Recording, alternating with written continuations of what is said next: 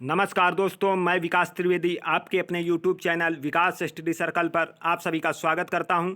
दोस्तों, आज हम UP triple S C PET का प्रैक्टिस सेट लेकर आए हैं। दोस्तों, आप जानते हैं कि UP triple S C PET का एग्ज़ाम 15-16 अक्टूबर को आयोजित होना है। तो उसी की दृष्टि से बहुत ही महत्वपूर्ण प्रश्नों का हम प्रैक्टिस सेट लेकर आए हैं। तो एक बार इस वीडियो को अंत तक जरूर देखें दोस्तों, और ज़्यादा से ज़्यादा लाइक करें, शेयर करें और चैनल को सब्सक्राइब जरूर करें दोस्तों। तो शुरू करते हैं। आज का हमारा पहला क्वेश्चन है कि गायत्री मंत्र किस वेद में सम्मिलित है। तो दोस्तों, गायत्री मंत्र जो है वो हमारा ऋग्वेद के तीसरे मंडल में सम्मिलित है। ऋग्वेद के तीसरे मंडल में सम्मिलित है। और दोस्तों, गायत्री मंत्र आप जानते हैं कि सूर्य देवता तथा सावित्री को समर्पित है। सूर्य देवता सावित्री को समर्पित प्रसिद्ध गायत्री मंत्र ऋग्वेद के तीसरे मंडल में स्थापित है दोस्तों, या स्थित है। उसके बाद हमारा अगला क्वेश्चन है कि अशोक द्वारा निर्मित लोमस ऋषि की गुफा किस धार्मिक संप्रदाय को समर्पित है। तो दोस्तों, अशोक के द्वारा जो ये अशोक हैं दोस्तों, आप जानते हैं कि गुप्त वंश के शासक हैं। और अशोक द्वारा निर्मित लोमस ऋषि की गुफा किस धार्मिक संप्रदाय को समर्पित है। तो इसका आंसर क्या होगा? आजीवक संप्रदाय। और आजीवक संप्रदाय के संस्थापक दोस्तों आप जानते हैं कि मक्खल गोसाल थे। और आजीवक संप्रदाय के संस्थापक मक्खल गोसाल थे। और लोमस ऋषि की गुफा दोस्तों बिहार में बराबर और नागार्जुन पहाड़ियों पर स्थित है। उसके बाद अपने अगले क्वेश्चन पर चलते हैं कि भगवान महावीर ने मोक्ष कहाँ प्राप्त किया था। तो दोस्तों, भगवान महावीर ने मोक्ष कहाँ प्राप्त किया था, हमारा ये क्वेश्चन है कि भगवान महावीर ने मोक्ष कहाँ प्राप्त किया था। तो इसका आंसर हो जाएगा पावापुरी। पावापुरी में भगवान महावीर स्वामी ने मोक्ष प्राप्त किया था। और महावीर स्वामी जैन धर्म के 24वें तीर्थंकर थे। दोस्तों, जैन धर्म के 24वें तीर्थंकर महावीर स्वामी थे। और जैन धर्म के पहले तीर्थंकर ऋषभदेव, जिन्हें आदि नाम के नाम से भी जाना जाता है। उसके बाद हम अपने अगले क्वेश्चन पर चलते हैं कि गांधी जी ने अहमदाबाद में 1917-18 में संघर्ष शुरू किया था, जिसमें शामिल थे। दोस्तों, गांधी जी ने अहमदाबाद में 1917-18 में जो संघर्ष शुरू किया था उसमें कौन शामिल है। तो इसका आंसर दोस्तों हो जाएगा औद्योगिक श्रमिकों के लिए गांधी जी ने आंदोलन किया था या संघर्ष शुरू किया था। उसके बाद अगला क्वेश्चन दोस्तों, शिवाजी के शासनकाल में विदेश मंत्री को किस नाम से जाना जाता था। दोस्तों, आप जानते हैं कि शिवाजी से पिछली जो 24 अगस्त 2021 को UP triple S C PET का एग्जाम हुआ था, उसमें भी शिवाजी से एक क्वेश्चन आया था। तो शिवाजी हमारी UP triple S C PET की परीक्षा की दृष्टि से बहुत ही महत्वपूर्ण है। तो उनसे बनने वाले सभी क्वेश्चनों को बहुत अच्छे से पढ़ना। तो दोस्तों, शिवाजी के शासनकाल में विदेश मंत्री को किस नाम से जाना जाता था। इसका आंसर क्या हो जाएगा? सुमंत। दोस्तों, शिवाजी के शासनकाल में विदेश मंत्री को सुमंत नाम से जाना जाता था। और शिवाजी का जो मंत्रि परिषद थी उसको किस नाम से जाना जाता था? अष्टप्रधान। दोस्तों, शिवाजी की जो मंत्रि परिषद थी उसको अष्टप्रधान नाम से जाना जाता था, अष्टप्रधान। उसके बाद हम अपने अगले क्वेश्चन पर चलते हैं दोस्तों। अगला क्वेश्चन हमारा है भारतीय इतिहास की निम्नलिखित घटनाओं के सही क्रम को पहचानिए। दोस्तों, ये जो घटनाएं हैं इनका सही क्रम क्या होगा। तो दोस्तों, व्यपगत का सिद्धांत, प्रथम आंग्ल मैसूर युद्ध, सहायक संधि, पिट सिंधिया एक्ट, इनका सही क्रम क्या होगा। दोस्तों, आप जानते हैं कि प्रथम आंग्ल मैसूर युद्ध 1766 से स्टार्ट हुआ था और 1769 तक चला। उसके बाद पिट सिंधिया एक्ट 1784। उसके बाद दोस्तों व्यपगत का सिद्धांत 1848। दोस्तों, आप जानते हैं कि लॉर्ड डलहौजी। उसके बाद सहायक संधि लॉर्ड वेलेजली। दोस्तों, लॉर्ड वेलेजली। और सहायक संधि जो थी 1798। तो दोस्तों, आप इसका आप देख लीजिए कि कौन सा आंसर सही होगा। 1766 यानी 3 नंबर सबसे पहले हो जाएगा। और उसके बाद में 1766 के बाद में दोस्तों 1784 4 नंबर लिख लेते हैं यहाँ पर, 3 4। और उसके बाद दोस्तों 1798 3 4 2। तो दोस्तों, इसका ऑप्शन नंबर बी सही हो जाएगा। ऑप्शन नंबर बी सही हो जाएगा। दोस्तों, जब प्रथम आंग्ल मैसूर युद्ध हुआ था उस समय मैसूर का नेतृत्व किया था हैदर अली ने। पिट सिंधिया एक्ट 1784 में आया और सहायक संधि लाने वाला था लॉर्ड वेलेजली। और व्यपगत का सिद्धांत, दोस्तों व्यपगत के सिद्धांत को डॉक्ट्रिन ऑफ लेफ्ट्स के नाम से भी जाना जाता है। और इसे लॉर्ड डलहौजी ने लागू किया था। और डॉक्ट्रिन ऑफ लेफ्ट्स से सबसे पहले जिस रियासत का विलय किया गया था उस रियासत का नाम था सतारा। उसके बाद अगले क्वेश्चन पर चलते हैं दोस्तों, जो हमारा आज का 7वां क्वेश्चन है कि निम्नलिखित में से कौन क्रिप्स मिशन की विफलता का तात्कालिक प्रभाव था। दोस्तों, क्रिप्स मिशन की विफलता का तात्कालिक प्रभाव भारत छोड़ो आंदोलन था। आप जानते हैं कि क्रिप्स मिशन 1942 में आया था दोस्तों। उसी के बाद भारत छोड़ो आंदोलन शुरू हुआ और भारत छोड़ो आंदोलन 8 अगस्त 1942 से स्टार्ट हुआ था दोस्तों। उसके बाद अपने अगले क्वेश्चन पर चलते हैं दोस्तों। सुभाष चंद्र बोस को देश का नायक किसने कहा? दोस्तों हम आपको बताते रहते हैं कि सुभाष चंद्र बोस हमारी परीक्षा की दृष्टि से बहुत ही महत्वपूर्ण है और हमने सभी प्रैक्टिस सेटों में ये बात आपको बताई है और सभी प्रैक्टिस सेट में हमने सुभाष चंद्र बोस से बनने वाले सभी क्वेश्चनों को कराया है। तो ये क्वेश्चन आप लोगों को पता होगा कि देश नायक सुभाष चंद्र बोस को किसने कहा। तो इसका आंसर क्या होगा दोस्तों? रविन्द्रनाथ टैगोर। सुभाष चंद्र बोस को देश नायक रविन्द्रनाथ टैगोर ने कहा। और आप लोग जानते हैं कि रविन्द्रनाथ टैगोर ने जब 13 अप्रैल 1919 को जलियांवाला बाग हुआ, उसके बाद नाइटहुड की उपाधि को वापस कर दिया था, वापस लौटा दी थी रविन्द्रनाथ टैगोर ने। जलियांवाला बाग हत्याकांड 13 अप्रैल 1919 को जब हुआ, उसके बाद रविन्द्रनाथ टैगोर ने अपनी नाइटहुड की उपाधि वापस कर दी थी। और दोस्तों सुभाष चंद्र बोस, आप जानते हैं कि सुभाष चंद्र बोस के जन्म दिवस यानी 23 जनवरी को पराक्रम दिवस मनाया जाता है।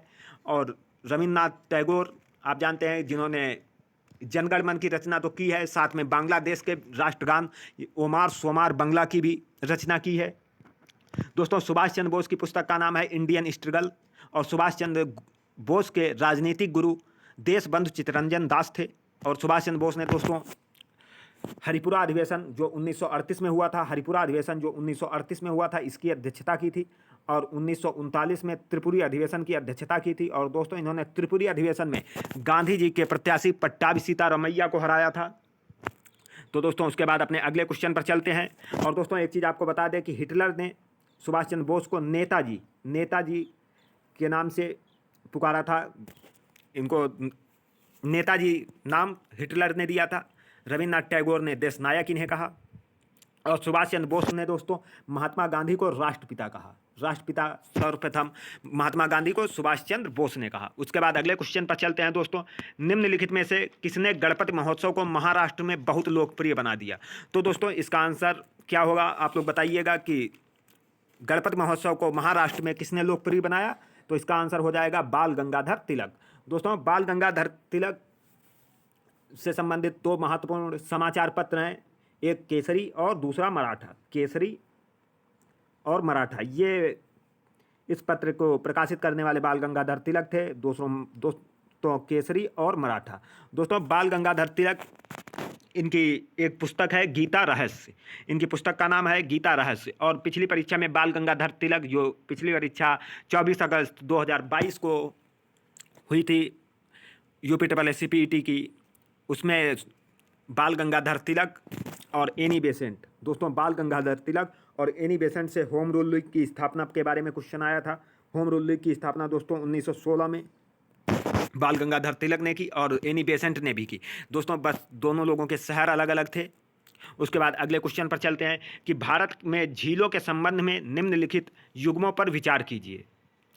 दोस्तों ये जो झील दी हुई है और एक साइड में उसके स्थान दिए हुए हैं और इनमें से कौन सा सही तरीके से मेल खाता है, इसके बारे में हमें जानकारी देनी है। तो उसके बाद देखते हैं दोस्तों कोलेरू झील। दोस्तों ये जो कोलेरू झील है ये कहाँ पड़ती है और वेम्बानाड झील कहाँ पड़ती है, पुलिकट झील कहाँ पड़ती है, आप लोग बताइए इसका आंसर क्या होगा दोस्तों। तो दोस्तों इसका आंसर हो जाएगा केवल 2 और 3, ये सही है। तो दोस्तों पुलिकट वेम्बानाड झील केरल की सबसे लंबी झील है और पुलिकट झील दोस्तों आंध्र प्रदेश में है। ये एक खारे पानी की लैगून झील है दोस्तों। ये जो वेम्बानाड है ये केरल की सबसे लंबी झील है और पुलिकट झील आंध्र प्रदेश की खारे पानी की एक लैगून झील है। तो दोस्तों ये चीज़ आपको समझ आ गई होगी।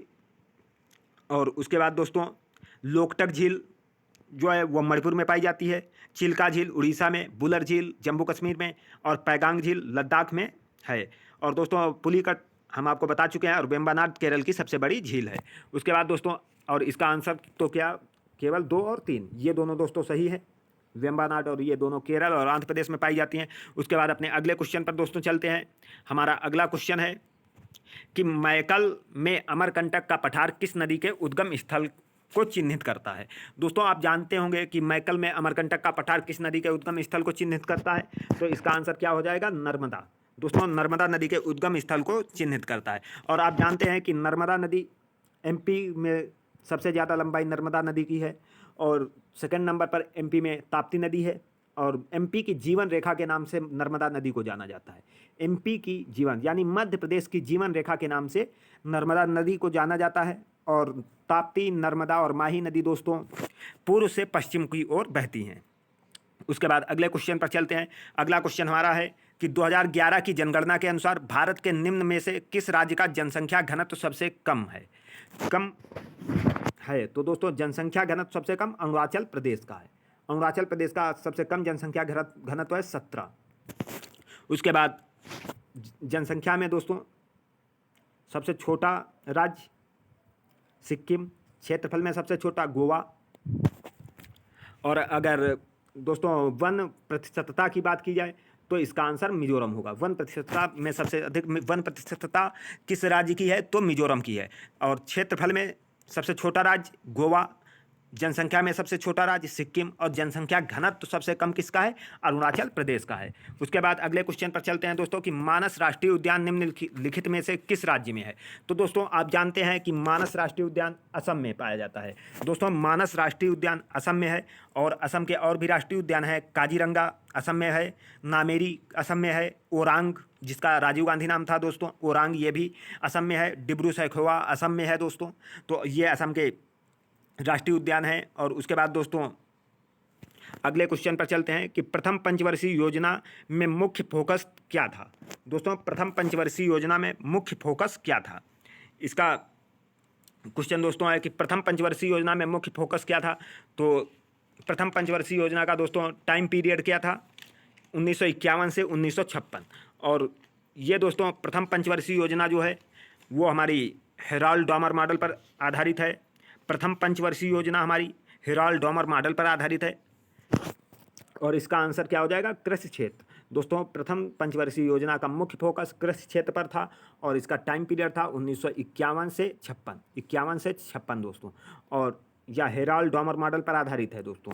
उसके बाद अगले क्वेश्चन पर चलते हैं कि सिंधु सभ्यता का सबसे पूर्वी स्थल। दोस्तों हमने अभी 2-3 दिन पहले आपको पढ़ाया था सिंधु घाटी सभ्यता।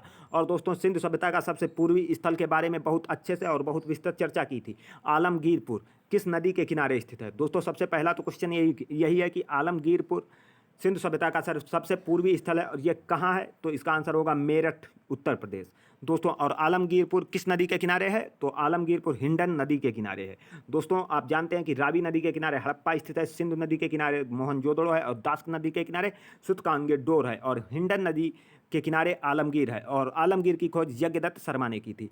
तो दोस्तों उम्मीद करता हूँ कि ये वीडियो आपको अच्छा लग रहा होगा। उसके बाद अगले क्वेश्चन पर चलते हैं दोस्तों कि अगला क्वेश्चन हमारा है कि छोटा अंडमान। दोस्तों छोटा अंडमान व कार निकोबार के मध्य कौन सा चैनल है? तो दोस्तों इसका आंसर क्या हो जाएगा? दोस्तों अभी हमारे चैनल पर ज्योग्राफी की क्लास चल रही है और उसमें अंडमान पर केवल सीधा एक वीडियो बनाया गया है।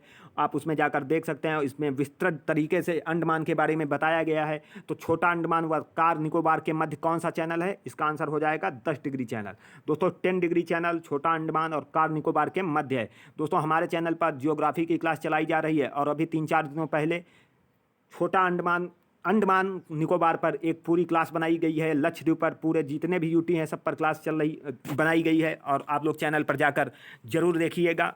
बहुत अच्छे क्वेश्चन कराए जाते हैं और एग्ज़ाम ओरिएंटेड क्वेश्चन कराए जाते हैं। तो दोस्तों एक बार चैनल को सब्सक्राइब करके सभी वीडियो देखिएगा। उसके बाद अगले क्वेश्चन पर चलते हैं। तृतीयक क्षेत्र का दूसरा नाम क्या है? तो दोस्तों तृतीयक क्षेत्र का दूसरा नाम क्या है? इसका आंसर हो जाएगा क्या? सेवा क्षेत्र। दोस्तों तृतीयक क्षेत्र का दूसरा नाम है सेवा क्षेत्र। और दोस्तों अगले क्वेश्चन पर हम चलते हैं कि जो ये तृतीयक क्षेत्र है या सेवा क्षेत्र है इसमें क्या होता है? तो दोस्तों इसमें खुदरा बिक्री और मनोरंजन जैसे वित्तीय संगठन जैसे सेवाएं प्रदान की जाती हैं। उसके बाद दोस्तों अगले क्वेश्चन पर चलते हैं। अगला क्वेश्चन हमारा है कि भारत का क्षेत्रफल संपूर्ण विश्व के क्षेत्रफल का कितने प्रतिशत है? दोस्तों आप ज्योग्राफी की क्लास जाकर देख सकते हैं कि यही क्वेश्चन सेम कराए हुए हैं अभी पिछली 2-3 क्लासों में। भारत के स्थिति आकार के बारे में मैप के द्वारा विश्लेषण किया गया है। इसके पहले अभी आप लोगों ने देखा था कि अंडमान से क्वेश्चन बना हुआ था, वो भी कराया गया है। और ये देखो अभी भारत का संपूर्ण क्षेत्रफल विश्व के क्षेत्रफल का कितने प्रतिशत है, ये क्वेश्चन आया है और ये आपको पढ़ाया गया है। आप जरूर देखिएगा ज्योग्राफी की क्लास जाकर। तो इसका आंसर हो जाएगा 2.42%। दोस्तों 2.42% भारत का क्षेत्रफल विश्व के क्षेत्रफल का है। और अगर जनसंख्या की बात की जाए तो 17.5% है भारत के पास। उसके बाद दोस्तों अगले क्वेश्चन पर चलते हैं। भारतीय आर्थिक सुधारों का जनक किसे कहा जाता है? तो दोस्तों भारतीय आर्थिक सुधारों का जनक पीवी नरसिम्हा राव को कहा जाता है।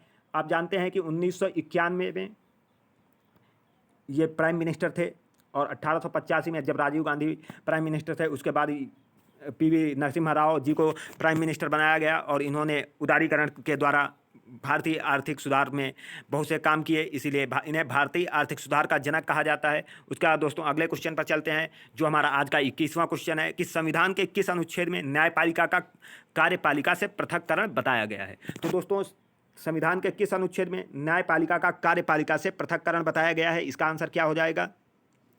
तो दोस्तों आप जानते हैं कि अनुच्छेद 39, 44, 50, 51 ये सभी हमारे राज्य के नीति निर्देशक तत्व से संबंधित अनुच्छेद हैं।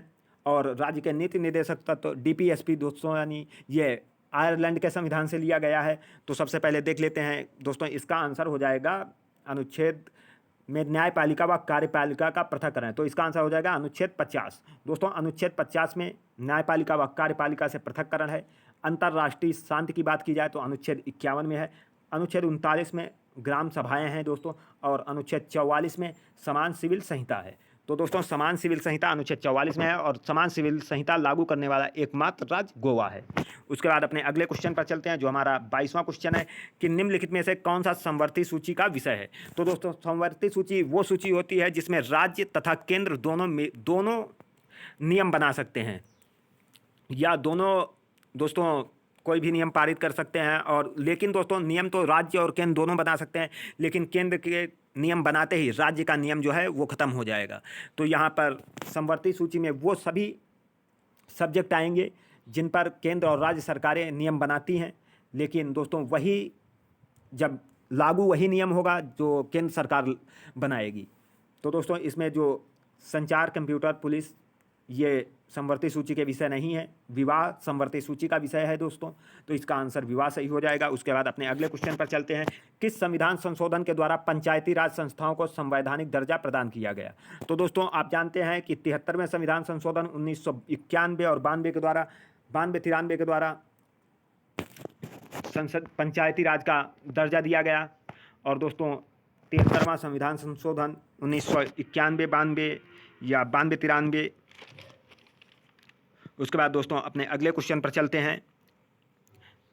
अगला क्वेश्चन हमारा है बेकिंग सोडा है। दोस्तों बेकिंग सोडा है, इसका आंसर क्या हो जाएगा? तो दोस्तों बेकिंग सोडा का सूत्र NaHCO3, Na2CO3, Na2HCO3 या इनमें से कोई नहीं, कौन सा होगा? तो इसका दोस्तों आंसर हो जाएगा NaHCO3। ऑप्शन नंबर 1 सही हो जाएगा। बेकिंग सोडा का सूत्र है NaHCO3। उसके बाद दोस्तों हमारा अगला क्वेश्चन है कि किस विटामिन की कमी से स्कर्वी रोग होता है? तो दोस्तों किस विटामिन की कमी से स्कर्वी रोग होता है? आप लोग जानते हैं कि विटामिन C की कमी से स्कर्वी रोग होता है। विटामिन C का रासायनिक नाम एस्कॉर्बिक एसिड होता है। विटामिन A का रासायनिक नाम रेटिनॉल होता है और इसकी कमी से रतौंधी रोग हो जाता है दोस्तों। विटामिन B1 जो है वो दोस्तों है राइबोफ्लेविन। विटामिन B1 है थायमीन, विटामिन B2 है राइबोफ्लेविन। और दोस्तों इसके विटामिन B की कमी से बेरी रोग हो जाता है। और विटामिन K दोस्तों फिलोक्विनोन, विटामिन K को फिलोक्विनोन के नाम से इसका रासायनिक नाम फिलोक्विनोन है और इससे रक्त का थक्का नहीं बनता है। तो दोस्तों उम्मीद करता हूँ ये वीडियो आपको अच्छा लगा होगा। तो इस वीडियो को ज़्यादा से ज़्यादा लाइक करें, शेयर करें और चैनल को सब्सक्राइब जरूर करें। दोस्तों मिलते हैं अगले प्रैक्टिस सेट की क्लास में, तब तक के लिए धन्यवाद। जय हिंद।